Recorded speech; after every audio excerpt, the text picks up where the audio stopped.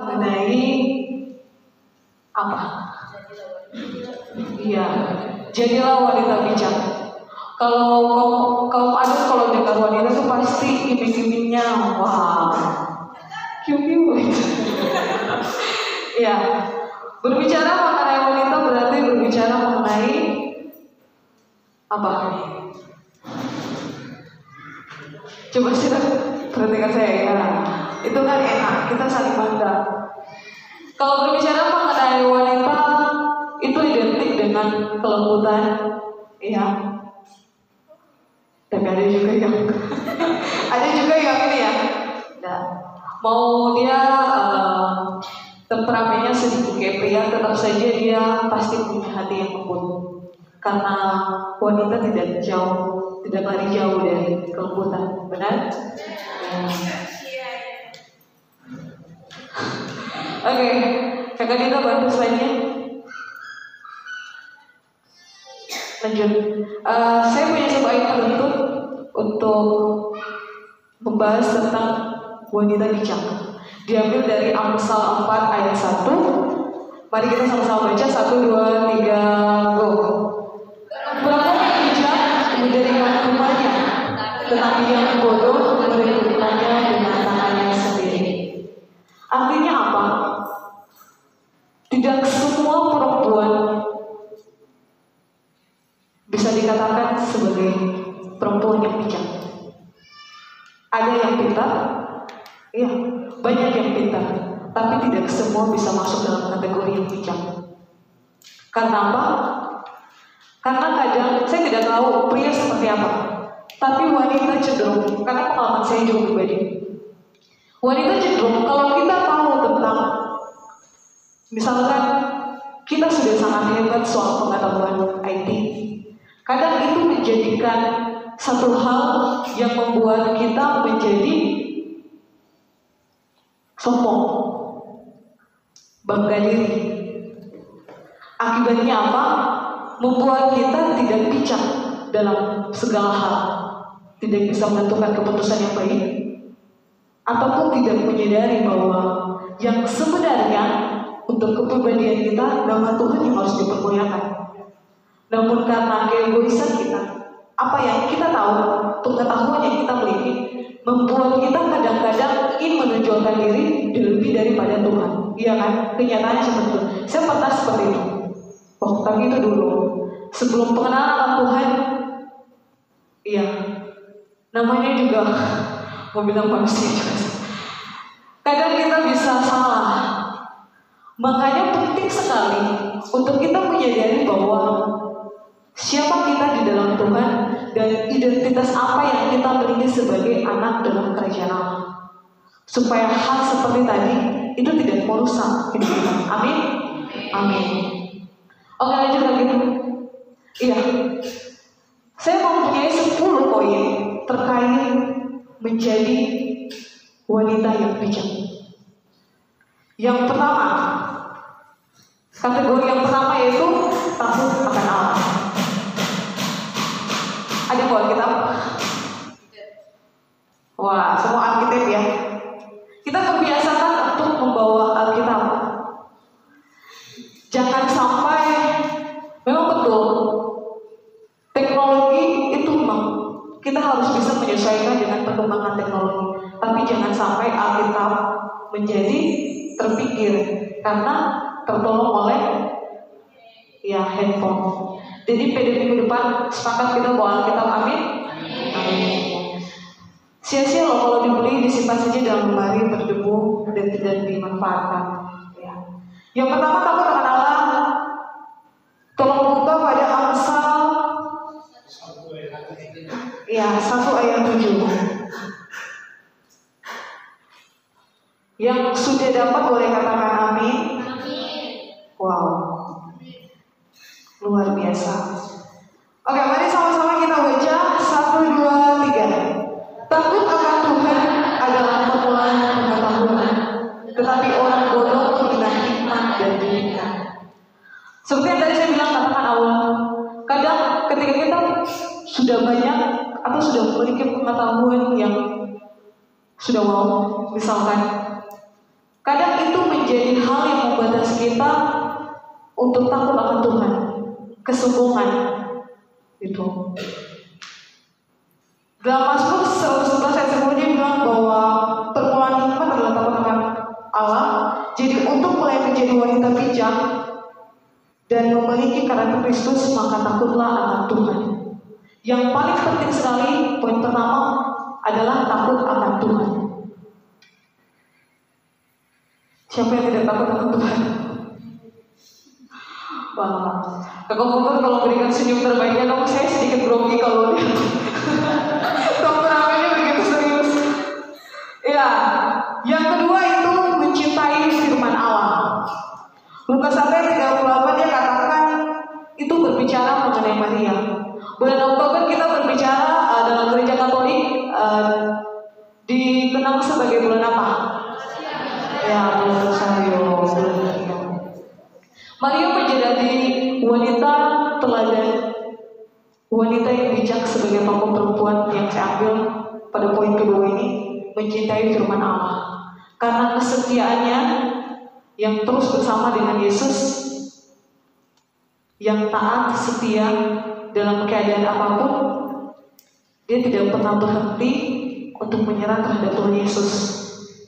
Dan dia menjadi contoh teladan bagi kita bahwa kita harus bisa mencintai firman Tuhan, yaitu mencintai Tuhan. Karena kalau takut akan Tuhan saja tapi tidak mencintai Tuhan, maka sama saja dengan bohong. Iya kan? Ya. Oke, poin yang ketiga dia berbicara mengenai berdoa senantiasa. Dalam Efesus 3 ayat 20 itu berbicara mengenai Ratu Esther dan Hana. Mereka senantiasa berdoa dan menyerahkan segala kekhawatirannya kepada Tuhan. Maka Tuhan menunjukkan jalan keluar yang terbaik bagi persoalan mereka. Di luar dari pemikiran mereka bahwa apa yang Tuhan kasih petunjuk kepada mereka itu benar-benar luar biasa. Jadi untuk kita semua, kita harus tetap setia untuk berdoa. Jangan berpikir ke gereja saja baru berdoa atau ke ibadah rukun atau ibadah lingkungan. No. Dalam segala aspek kehidupanmu, apapun yang kamu lakukan, aktivitasmu, kamu berdoa, kamu mandi saja kamu sudah berdoa untuk Tuhan. Kamu cuci piring saja itu sudah menjadi doamu bagi Tuhan. Jadi apapun yang kamu kerjakan haruslah berlandaskan dengan doa. Kalau yang pertama tadi takut akan Tuhan, yang kedua mencintai firman Tuhan, dan yang ketiga ya, berdoa senantiasa. Terus yang keempat yaitu bekerja. Kamu sudah berdoa seperti apa? Pepatah bilang apa ya? Pepatah lagi. Ya, orang yang berdoa dan bekerja. Kamu sudah berdoa, tapi harus bisa diimbangi juga dengan bekerja. Jangan cuma berdoa saja. Kamu tidak bisa 24 jam berdoa, tapi tindakan yang kamu lakukan itu hanya bergantung dengan doa, tidak bisa. Tapi harus bertindak, harus bisa bekerja. Amin. Kayaknya saya garing ya. Soalnya responnya sedikit. Apalagi saya lihat kalau bukan punya wajah sedikit ini ya, menyeramkan. Oh, oke, tenang. Ya, Tuhan bilang makan firman dulu setelah berdoa. Ya, masuk pada poin yang kelima yaitu menjaga kekudusan. Akhir-akhir ini banyak hal yang saya temukan di medsos, bukan cuma di medsos tapi di dunia nyata pun saya temukan. Banyak orang ketika mengalami kondisi yang susah ataupun yang ribet, kadang mereka cepat sekali untuk menyerah. Kadang mereka pemikirannya cepat buntu, tidak tahu harus berbuat apa untuk menyelesaikan kondisi yang mereka alami. Pada akhirnya kadang membuat mereka jatuh dalam hal yang sama. Makanya saya bilang, banyak itu wanita pintar di luar sana, tapi tidak semua itu bisa bijak. Kadang saking pintarnya merasa bisa karena mengandalkan buatan sendiri, akibatnya membuat mereka jatuh. Banyak anak muda di luar sana yang karena kondisi ekonominya yang miris, akibatnya salah menggunakan tubuh mereka untuk menjadi alat pencari uang. Karena pikir cantik, badannya sangat tahu banyak. Saya mau bilang bahwa cantik fisik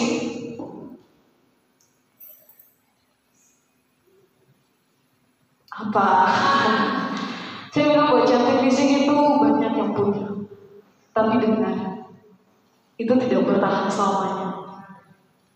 Keriput akan datang, ya, rambut putih pasti juga akan datang. Tapi kalau perhiasan badannya, hati, itu akan bertahan. Amin. Jadi jangan cuma cantik fisiknya teman-teman, jangan cuma memiliki perhiasan lahiriah, wajah yang cantik, busana yang bagus, tas yang bermerek ini, yang mahal limited edition. Tapi kamu harus bisa menyimbanginya dengan perhiasan badannya. Perhiasan badannya itu seperti apa? Kelembutan hati. Kristus punya salah satu cirinya yaitu karakternya yaitu apa? Lemah lembut kan? Seperti yang saya bilang pada peserta Yukem, apapun yang Kristus miliki itu harus dimiliki kita. Karena apa? Karena kita menampilkan atau kita sebagai gambaran Tuhan di bumi, supaya setiap orang yang melihatnya itu memuji dan menyembah Tuhan. Dan dari tubuh kita, yang firman bilang bahwa tubuh kita ini adalah bait Allah, kudus. Itu berarti dari ujung rambut kita sampai ujung bulu kita itu kudus, itu milik Tuhan. Jadi berbijak-bijaklah menggunakan apa yang sudah Tuhan kasih, bukan untuk menyenangkan hatimu, tapi untuk Tuhan. Amin. Amin. Oke, lanjut pada poin yang ke-6 yaitu peduli dengan orang lain. Berbicara mengenai peduli dengan orang lain, saya ingin bertanya dulu, di rumah ini siapa yang sering bantu orang tua?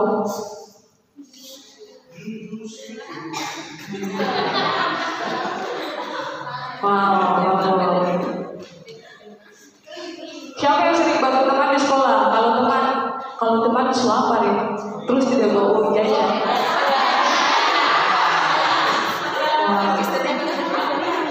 Bagus sekali. Dulu waktu saya sekolah itu kan uang jajannya itu paling tinggi 5.000 lah. Jadi kalau misalnya guru suruh untuk fotokopi ini terus tinggal 2.000. Lalu ke kantin teman sih bawa uang jajan itu, kasih ini tinggal 2.000 nih, belum mulai istirahat kedua. Tapi bagus kalau teman-teman sekarang dalam keadaan begini tapi masih sempat untuk memberi. Terima kasih teman-teman. Atau kan ada yang oh ya sama-sama, iya terima kasih ini. Oke, lanjut pada poin yang ke-7, menjaga kesehatan tubuh ini. Kemarin di grup ramai beberapa foto di upload Kakak Pomer, Bapak Geri, Jojo olahraga.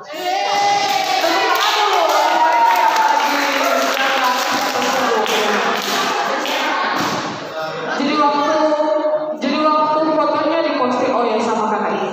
Jadi waktu fotonya dibagikan di grup, saya sama cara tidur dengan bendahara. Terus bendahara gini, dia ngomong gini, ini olahraga 1 hari saja kenapa di besok saya lagi. Ya tapi berdoa saja puji Tuhan semoga itu menjadi agenda untuk setiap minggu harus olahraga. Dan puji Tuhan bulan depan kakak Pomer turun 20 kilo.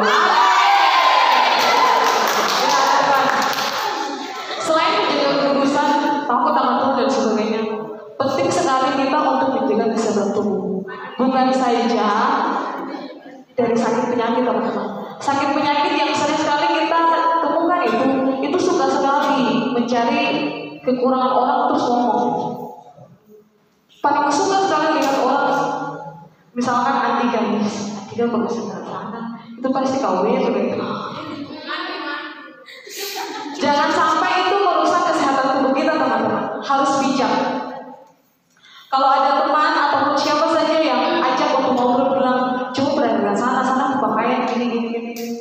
harus pintar-pintar untuk mensaring. Karena hal kecil itu juga sebagai penyakit, teman-teman. Kalau lama-kelamaan didengar terus, diperbiasakan terus, itu jadi penyakit yang menular dan menguasai tubuh kita. Jadi jangan coba-coba sekali. Kalau bisa untuk menghindari, silakan. Tapi kalau memang tidak bisa, harus bisa untuk menyaring mana yang harus masuk dan mana yang harus keluar. Amin? Amin. Oke. Yang kedelapan, memberikan yang terbaik. Bicara memberikan yang terbaik ini, kalau bicara soal pacar, selalu kalau pacar kasih langsung sampai dunia. Biasanya wanita tuh paling cepat sekali ngomong gini. Kalau cowok sudah kasih, misalkan kasih bunga atau kasih perhatian saja, sayang ingat makan gitu, memang pacar ini paling terbaik ya. Ya. Ya, yang itu nanti urusan kita. Oke, teman-teman, saya bilang begini. Kalau kamu bisa berikan perhatianmu kepada pacarmu, maka kamu harus lebih bisa memberikan yang terbaik untuk Tuhan. Dengan pacar bisa pergi, teman juga bisa pergi, tapi yang akan tetap ada dalam suka maupun duka dan bukan diapatin cuma Tuhan, teman-teman. Belajar berikan terbaik yang sebisa teman-teman berikan.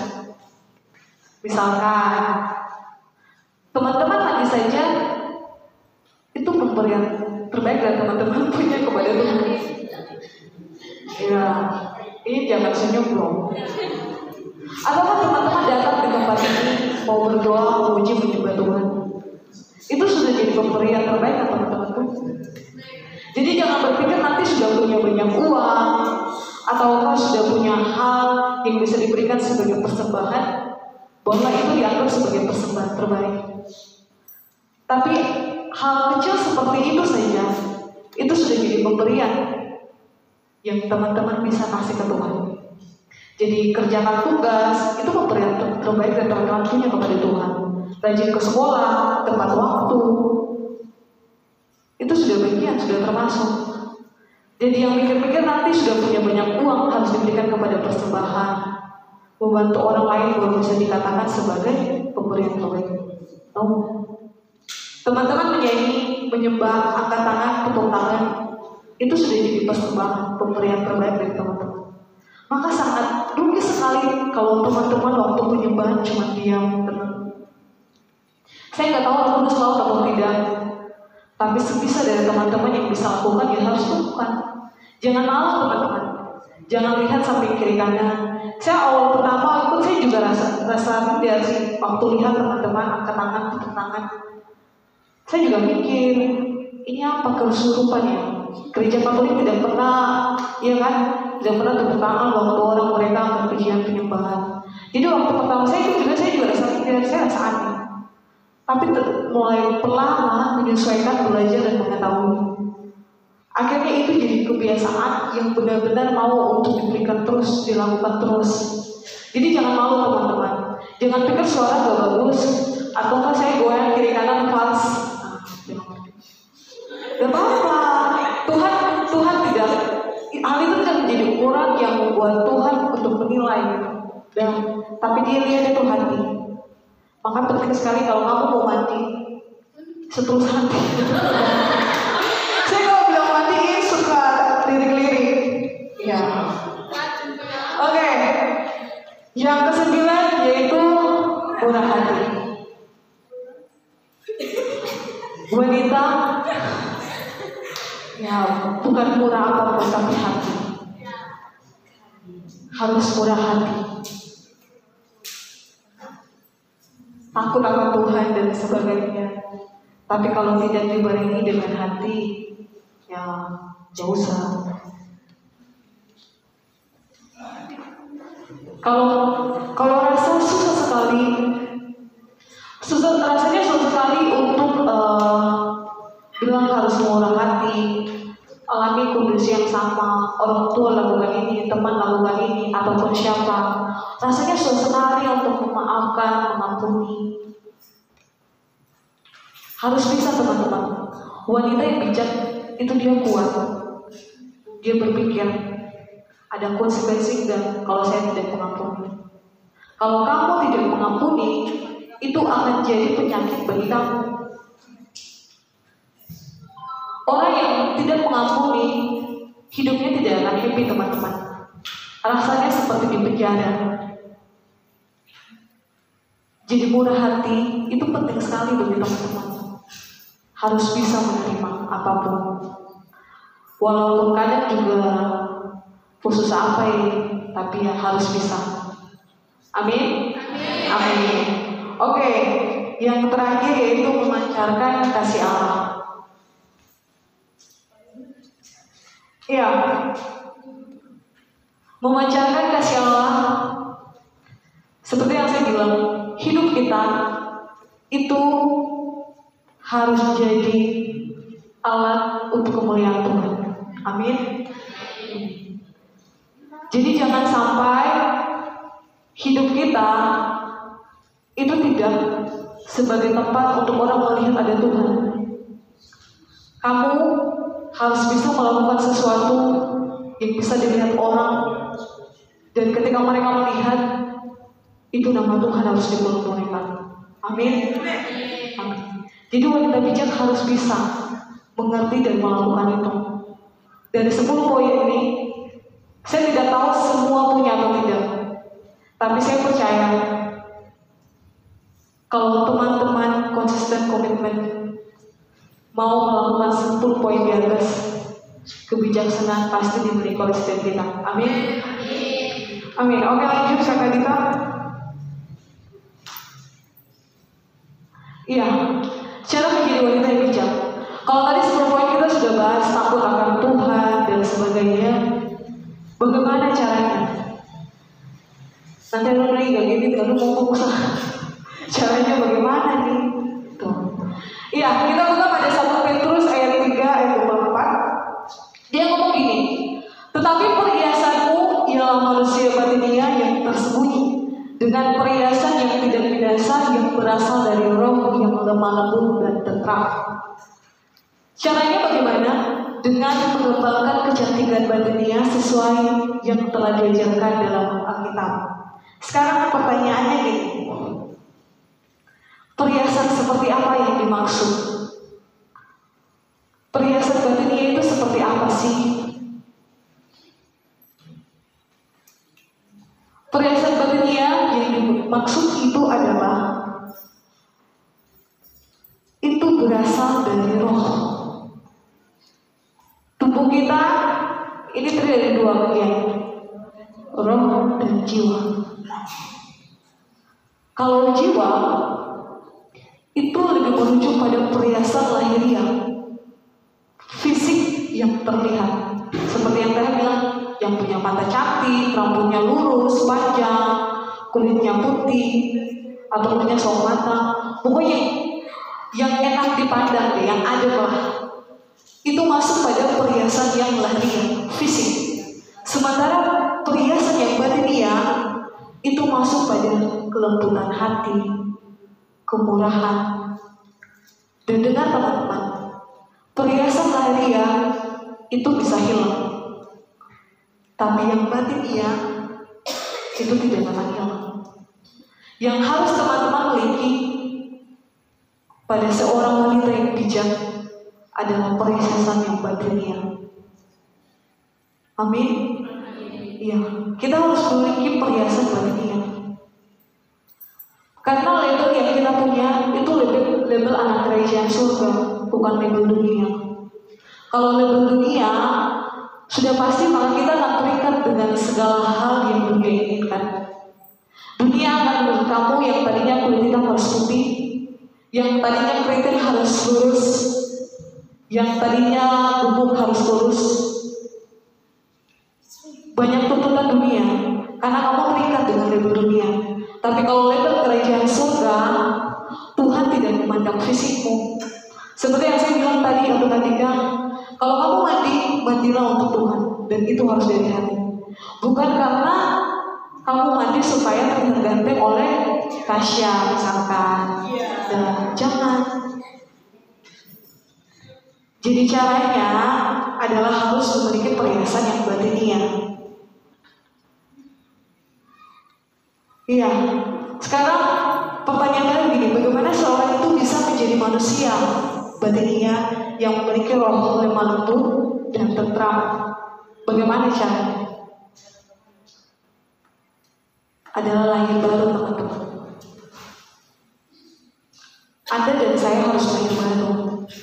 Kita harus menerima Roh Kudus. Kayak ayat firman bilang bahwa barang siapa di dalam Kristus, dia adalah ciptaan baru, yang lama telah berlalu dan yang baru sudah datang. Jadi kita harus menerima Roh Kudus agar kita mengalami Tuhan memberikan kita hati yang baru. Yang tadinya yang keras, masih susah memaafkan, susah mengampuni, masih terjebak dalam lingkaran yang gelap, masih suka melawan orang tua, masih merasa bahwa Tuhan sangat adil untuk menempuh hidup. Anda harus diperbarui, harus lebih baru, supaya perhiasan batinnya itu dimiliki oleh setiap kita, supaya kita tidak terikat dengan perhiasan lahiriah. Amin? Ya, amin. Kan jadi Tuhan dia bilang bahwa Dia akan memberikan kita hati yang baru dan roh baru dalam hati kita, dan Dia akan menjauhkan tubuh kita dari hati yang keras. Jadi ketika teman-teman menerima Kristus dan hidup baru di dalamnya, dalam roh, untuk semua teman-teman peserta youth camp yang akan mengikuti kelas pemerintah akan diajar menjalani tentang hidup baru dalam roh. Penting sekali teman-teman mengalami hidup baru dalam roh, supaya baju yang lama itu harus dibuang dan digantikan dengan baju yang baru. Amin? Ya, amin. Oke, baik. Kali kita lanjut. Oh ya, sebelum lanjut saya mau bilang dulu. Adapun selain bagaimana caranya untuk menjadi wanita yang bijak, adapun penghalang-penghalangnya. Masih ada penghalang. Yang pertama, karena kita tidak mengetahui identitas kita sebagai anak dalam Tuhan. Kenapa banyak orang sering sekali jatuh anak muda? Sering sekali merasa tidak dihargai, hidupnya tidak berguna bagi siapa-siapa. Karena kita tidak mengenal siapa kita. Kita tidak tahu identitas apa yang kita miliki. Pada akhirnya membuat kita kelelahan, buntu pengetahuan pengenalan akan Tuhan, tidak punya pegangan, jatuh. Dan yang menjadi penghalang bagi setiap wanita untuk menjadi wanita bijak adalah ini. Pertama, karena dia tidak mengenal siapa dia di dalam Kristus, dia tidak mengetahui identitasnya. Untuk semua teman-teman yang sudah tahu, saya berharap bahwa pengetahuan dan pengenalan kebenaran firman Tuhan ini bukan saja didengar lalu habis, tapi itu diaplikasikan dan menjadi pegangan untuk melanjutkan hidup. Amin?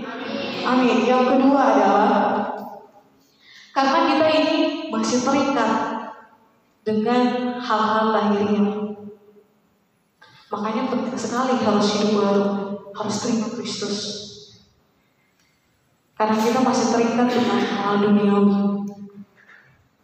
Seperti yang bilang, karena pengen di kaum ini diagungkan, maka harus mempercantik diri, merusak citra Allah. Untuk hidup, memiliki hidup yang sukses, karena tidak punya pegangan yang kuat, harus jatuh dalam dosa. Karena hal ini membuat orang buntu memiliki pemikiran yang bijak. Terus yang ketiga, hidup dalam kesia-siaan. Jadi mau bilang hidup juga salah, mau bilang mati juga salah. Karena tiga hal ini membuat kita, membatasi kita untuk mengerti dan menjadi wanita yang bijak. Jadi buat semua teman-teman, jangan sekedar tahu saja, tapi jadikan ini lalu berubah, bukan jadi projes ya. Oke, lanjut ke wanita. Ya. Mengapa penting menjadi wanita yang bijak? Jawabannya adalah agar kamu dan saya menjadi tahu dan mengerti identitas kita di dalam Kristus dan boleh bertindak sesuai dengan kehendak Bapa. Itu kuncinya teman-teman, cuma satu. Penting sekali kamu menjadi wanita yang bijak supaya kamu tahu siapa kamu di dalam Kristus. Siapa yang sudah tahu identitasnya dalam Kristus? Wah. Oke, nanti akan lebih lengkap akhirnya pada kelas pemuritan itu akan dibahas tentunya loh. Tapi yang penting kamu tahu bahwa kamu adalah anak Allah. Tuhan bilang bahwa kamu punya masa depan yang cerah. Kamu kepala dan bukan ekor, dan kamu adalah terang dunia. Itu yang harus kamu tahu dulu. Nanti untuk lebihnya itu akan dibahas lebih lengkap karena ada materinya.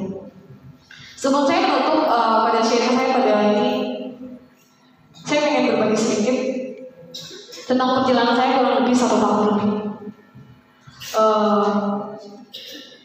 1 tahun lebih ini itu menjadi histori sendiri buat saya, bagaimana saya mengerti dan menyadari bahwa siapa saya bagi Kristus dan apa yang Tuhan mau kerjakan dalam hidup saya. Ya, saya punya satu pergumulan tentang studi saya yang sebenarnya tahun kemarin saya harus kelarkan wisuda saya, sarjana. Tapi karena ada beberapa hal itu membatasi saya, sehingga saya putuskan untuk tahun ini baru saya kelarkan. Dan dari pergumulan itu banyak hal menjadi pertimbangan bagi saya pribadi.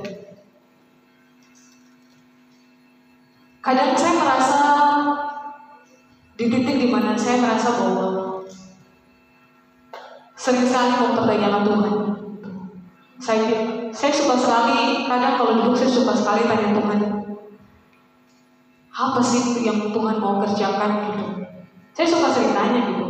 Tapi kadang juga saya tidak mendapat jawabannya, walaupun sudah praktek mendengarkan suara Tuhan.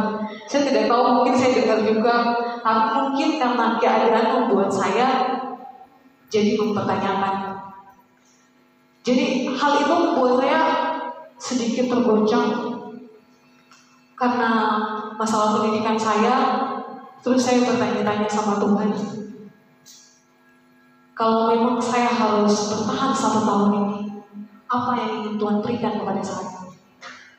Jadi saya mempertanyakan, kan saya bilang, Tuhan sudah tahan saya 1 tahun, lalu kira-kira 1 tahun ini saya pengen buat apa? Terus nantinya apa yang Tuhan mau kasih kepada saya? Lalu pada pemulihan saya ditunjuk sebagai ketua Gym. Saya ingat waktu selesai camp, waktu kita berdoa sama-sama, saya minta sama Tuhan. Saya dengar banyak sharing dari kakak-kakak, bagaimana pengabdian mereka untuk pelayanan yang muda, jatuh bangunnya. Itu menjadi ketertarikan buat saya pribadi. Jadi waktu kami doa, saya minta sama Tuhan, saya bilang, saya tidak tahu kan, itu belum putuskan bahwa saya harus 1 tahun saya harus tanggung dulu, tegang dulu, tahun depan baru saya lanjut. Saya tidak tahu, saya belum tahu. Jadi waktu ikut camp itu kan masih, itu baru mau persiapan untuk KKN. Jadi saya minta, waktu kita doa, saya minta sama Tuhan, saya bilang, Tuhan, saya sudah dengar banyak sharing dari kakak-kakak pembina, saya bilang, saya sungguh sangat tertarik sekali, saya bilang, luar biasa sekali pengabdian mereka untuk anak muda. Paling tidak kasih saya satu kesempatan Tuhan. Saya juga pengen seperti mereka. Saya kita gitu kan, gitu waktu kita doa selesai. Terus berjalannya waktu, youth camp beberapa, terus kita pulang. Youth camp berikutnya ternyata diputuskan dibahas kakak pembina. Mulai mereka putuskan saya dipilih sebagai ketua LG. Terus saya bilang kan, sepertinya doa saya ini terkabul. Terima kasih Tuhan. Tapi saya tidak berpikir sama sekali bahwa saya itu harus tahan 1 tahun. Lalu berjalannya waktu, selesai Hari hanya selesai kita KKN, proposal selesai. Saya belum skripsi kan, baru selesai proposal. Terus saya balik, saya bahas dengan orang tua saya kasih tahu kendala saya begini. Terus saya laporkan finansial yang seharusnya saya butuhkan berapa belas juta untuk sampai selesai wisuda. Dan kurang lebih yang saya butuhkan itu sekitar 19.400.000. Saya ngomong, saya jujur kan, saya bilang ke orang tua. Terus sudah dibahas selesai. Mereka bilang, kami tidak bisa lanjut. Papa saya kan dia bilang, itu sangat berat sekali. Jadi waktu saya dengar itu rasanya saya kecewa. Pertama saya kecewa. Lalu, tapi saya berusaha untuk menerima. Karena keadaannya berat, saya berusaha menyesuaikan dengan keadaan orang tua.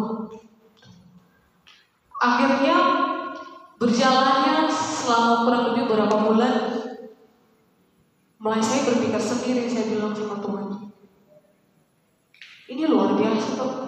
Kayak saya rasa memang betul, puasa perkataan itu benar-benar sangat luar biasa. Jadi waktu yang saya minta, saya pengen juga pelayanan anak muda, totalitas full pelayanan saya anak muda. Kalau saya sudah dikasih tanggung jawab ini. Dan ternyata itu benar-benar full. Karena pelayanan saya tidak terganggu dengan aktivitas kuliah saya. Saya tidak tahu juga, Bu. Bahkan saya sudah sempat berpikir gini. Sudahlah, kalau memang tidak harus untuk wisuda, ya tidak apa-apa. Karena Tuhan juga nggak nuntut gitu. Dia nggak bilang bahwa kamu harus selesaikan wisuda sarjana S1 baru kamu bisa diterima.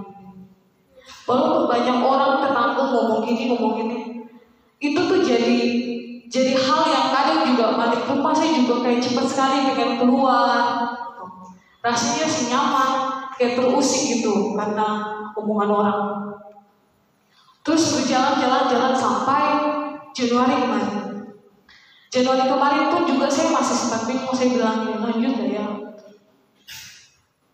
Kenyataannya saya tidak punya uang sebesar pun. Papa saya mengalami sedikit masalah di kantor sehingga seluruh keuangannya tuh harus tertahan. Jadi waktu Januari itu saya berpikir gini, wah gimana ini?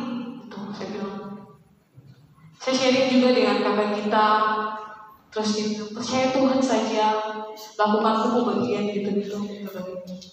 Dibilang jangan lihat keadaan gitu. Aku sudah banyak terima kebenaran Tuhan, jangan ragukan. Pokoknya banyak hal balik ke sini ngomong juga gitu. Tapi jujur saya pribadi ketika saya lihat keadaan juga saya juga sedikit tergoncang. Terus Januari saya putuskan gitu. Saya sempat putuskan, saya bilang gini, kalau memang tahun ini harus saya tahan lagi, maka saya pastikan saya akan tahan. Saya bilang gitu. Terus sampai teman saya satu hari dia kontak saya bilang, bulan ini kita udah ujian skripsinya sudah sampai mana? Dia tanya saya kan. Terus saya bilang, bilang iya, ada sementara penyusunan. Sementara satu kata pun saya belum tidak sempat berpikir untuk penyusunan, saya sudah tidak sibuk. Kayak rasanya kayak sudah saya kepikiran sih. Saya sudah berusaha kayak tidak usah lagi gitu. Tapi waktu saya ngobrol dengan teman saya, kita telepon langsung dia ngomong begini. Coba pikir deh, kalau 1 tahun ini Tuhan kasih kamu, coba pikir 1 tahun ini untuk apa gitu. Bukan kebetulan dia bilang saya begini, coba pikir ada hal yang kamu belum tahu gitu. Lalu saya sempat berpikir juga apa sih gitu. Dia bilang saya gini, kamu tuh sudah banyak berdiri di mimbar, sudah memberikan. Coba kamu berpikir, berdoa minta petunjuk. Dia tahu dia sih, kemudian bilang identitas kamu tuh siapa sih gitu di depan Tuhan. Dia bilang saya. Terus lalu saya berpikir begini, ayat yang muncul di dalam hidup, masa depan itu sungguh ada dengan orang yang tidak dikenal. Waktu saya dengar itu kayak jadi sejarah buat saya gitu. Kok bisa ya, saya yang sudah banyak berdiri pelayanan dengan muda masih saja mempertanyakan. Tapi dia dalam sekali dia ngomong saja itu sudah sangat luar biasa. Dia bilang, coba pikir identitas kamu gitu. Kamu tuh punya kuasa. Keadaan yang kamu hadapi itu sebenarnya kamu bisa untuk memikirkan. Padahal saya ceritanya ngomong ke dia.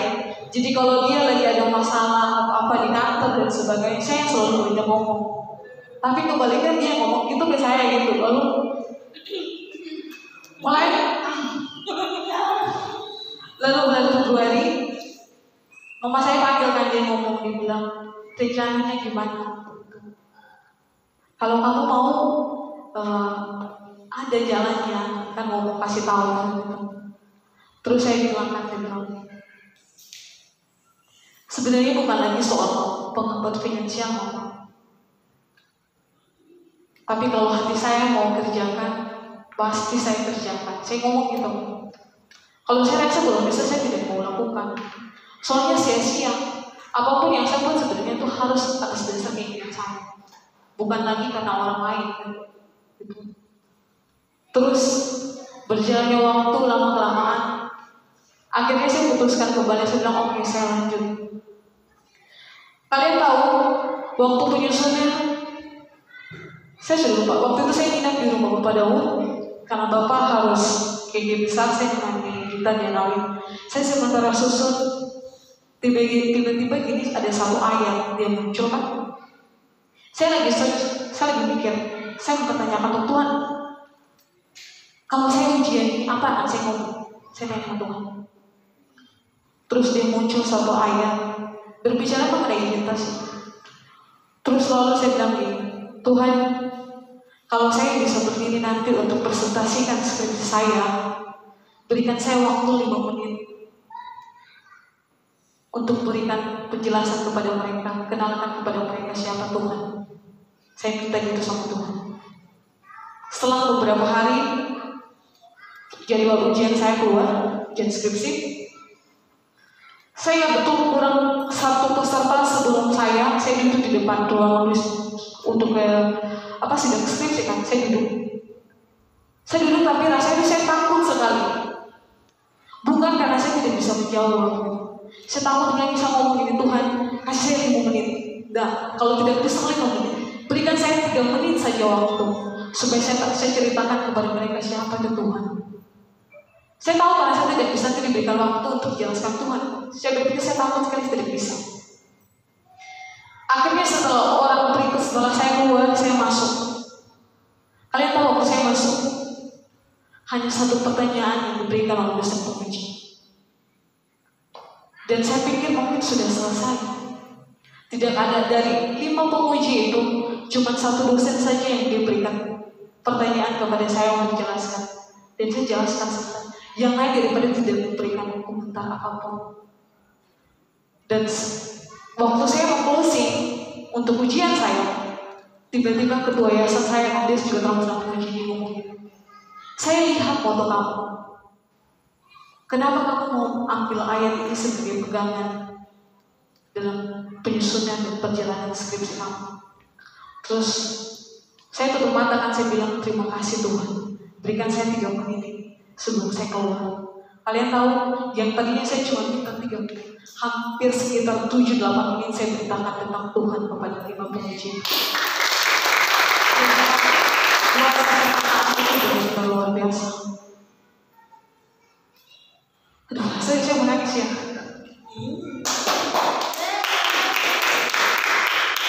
Dan waktu saya keluar, sampai di depan pintu saya, apa yang tidak pernah dipikirkan oleh itu dilakukan dan dikerjakan oleh Tuhan. Dan ketika saya keluar, dosen penguji saya dia berdiri di depan pintu, dia bilang begini, kamu tahu, dari semua anak bimbingan yang saya punya, saya sanggup sama kamu.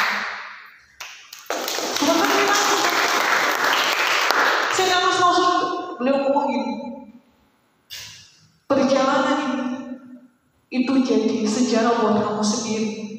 Jatuh bangun ini tidak pernah bisa dilupakan oleh kamu, karena saya tahu gimana proses kamu. Dia ngomong gitu. Dan kamu tahu, selama beberapa minggu kami yudisium,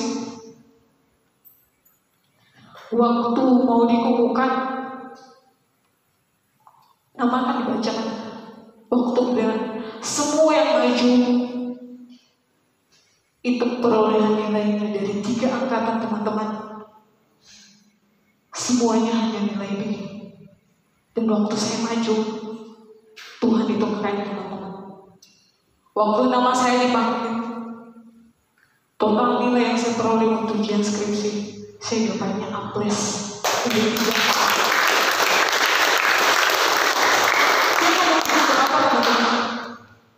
Waktu Tuhan itu kita gak akan pernah bisa mengerti. Jadi kalau waktunya Tuhan, jangan gunakan kekuatanmu untuk bekerja, biarkan Tuhan yang bekerja. Kamu tidak bisa lakukan apapun dengan kekuatanmu sendiri, tapi harus ada Tuhan. Dan yang sangat luar biasa teman-teman, kemarin hari Senin waktu saya diwisudakan, predikat kelulusan saya itu cum laude dari Jakarta. Saya bilang, Tuhan pasti akan promosikan. Kerjakan bagianmu saja, selebihnya itu biarkan Tuhan. Mau keadaannya benar-benar rasanya sudah tidak bisa, tetap percaya saja. Dan yang paling penting teman-teman, di sekelilingmu harus ada orang-orang yang tepat. Kamu harus bisa berdiri dengan orang-orang yang siap membantu dari belakang. Bukan soal finansial yang diberikan, tapi pengabdian, kerelaan, motivasi. Itu yang perlu. Jadi saya sangat bersyukur teman-teman. Waktu kemarin saya didapatkan dari cum laude, saya bilang begini, bukan karena kuat dan hebatnya saya, tapi karena Tuhan yang keren, dan saya punya keluarga yang sangat membantu saya. Saya cuma terima kasih kepada keluarga besar Generation, Bapak Gary, Bapak Daud. Aduh, terima kasih. Terima kasih Corona, Kakak Pomen Jepang, buat semua teman-teman. Kalau saya bisa berdiri seperti sekarang, saya percaya ada kalian. Makanya buat teman-teman semua, masuk di tempat ini sudah tepat teman-teman. Mereka siap 24 jam untuk membantu. Jadi sangat bersyukur kan.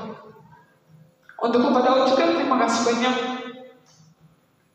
Saya termasuk salah satu anak bimbingan yang sangat bangga sih punya Bapak Daud.